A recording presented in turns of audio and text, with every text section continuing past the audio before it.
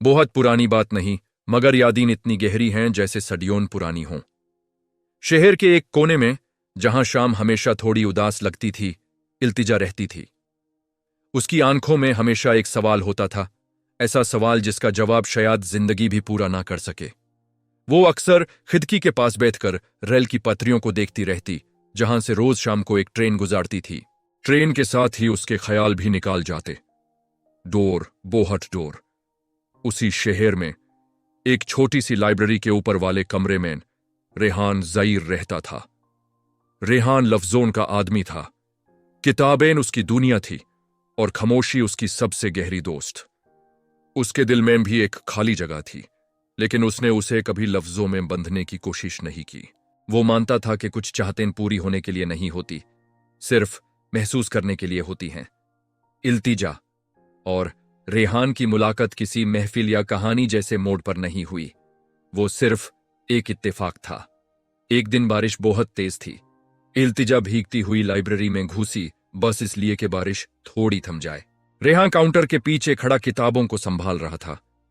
उसने सिर्फ इतना पूछा, मदद चाहिए? इल्तिजा ने सिर उठाया और पहली बार उसे ऐसा लगा जैसे किसी ने उसके दिल की आवाज सुन ली हो। वो सिर्फ मुस्कुरा दी और बोली, बस थोड़ी सी पनाह। उस दिन दोनों ने ज्यादा बात नहीं की, मगर कुछ रिश्ते लफ्जों के मोहताज नहीं होते। कुछ रिश्ते बस एक नजर, एक खामोशी और एक लम्हे से जुड़ जाते हैं। उसके बाद इल्तिजा रोज लाइब्रेरी आने लगी। कभी एक किताब उठा लेती, कभी बस विंडो के पास बैठकर बारिश को देखती। रेहान दूर से उसे देखता रहता, बिना पूछे, बिना रोके। धीरे धीरे बातें शुरू हुई। किस तरह की कहानियां पसंद हैं? रेहान ने एक दिन पूछा। अधूरी, इल्तिजा ने जवाब दिया, क्योंकि पूरी कहानियों में सच कम होता है। रेहान कुछ देर चुप रहा, फिर बोला, शायद इसलिए कि हम खुद अधूरे हैं। उस दिन दोनों ने पहली बार महसूस किया कि उनके बीच कुछ ऐसा है जो दोस्ती से ज्यादा और मोहब्बत से कम था, या शायद मोहब्बत ही थी, बस अपना नाम भूल चुकी थी। वक्त गुजारता गया। इल्तिजा के सपने बढ़ते गए और रेहान की जिम्मेदारियां भी। रेहान अपनी मां का अकेला सहारा था। लाइब्रेरी बैंड होने वाली थी और शहर छोड़कर किसी और जगह काम ढूंढना उसके लिए जरूरी हो रहा था। एक शाम, जब आसमान लाल था और हवा ठंडी, रेहान ने कहा, मुझे शायद जाना पड़े। इल्तिजा ने कुछ नहीं कहा, सिर्फ पटरियों की तरफ देखा जहां से ट्रेन गुजरती थी। उसकी आंखों में आंसू थे, लेकिन आवाज में हिम्मत। जाना भी जरूरी होता है, वो बोली, वरना रहकर भी हम खो जाते हैं। उस रात दोनों ने पहली बार अपनी चाहतों को मान लिया, और उसी रात उन्होंने उन्हें अधूरा छोड़ दिया। रेहान चला गया। शहर पहले जैसा ही था, मगर इल्तिजा के लिए सब कुछ बदल चुका था। वो अब भी खिड़की के पास बैठती, ट्रेन देखती, लेकिन अब हर ट्रेन उसे कुछ छीन कर ले जाती थी। रेहान नए शहर में काम करता रहा, लोगों से मिलता रहा, मगर रात को जब वो थक कर लेता, उसके कानून में सिर्फ इल्तिजा की आवाज गूंजती। अधूरी कहानियां ज्यादा सच्ची होती हैं।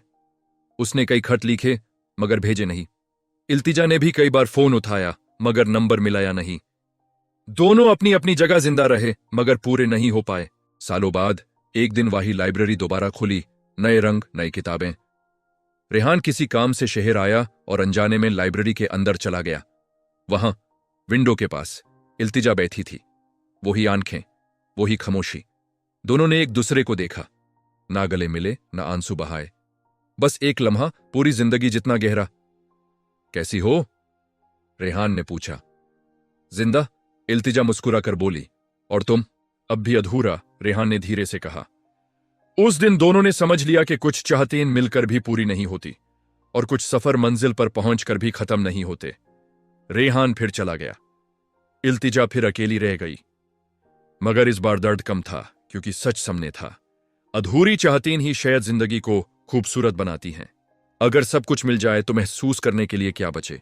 और इसी तरह दो अधूरे दिल अपनी अपनी जिंदगी जीते रहे, एक दूसरे के बिना, मगर एक दूसरे के साथ हमेशा के लिए।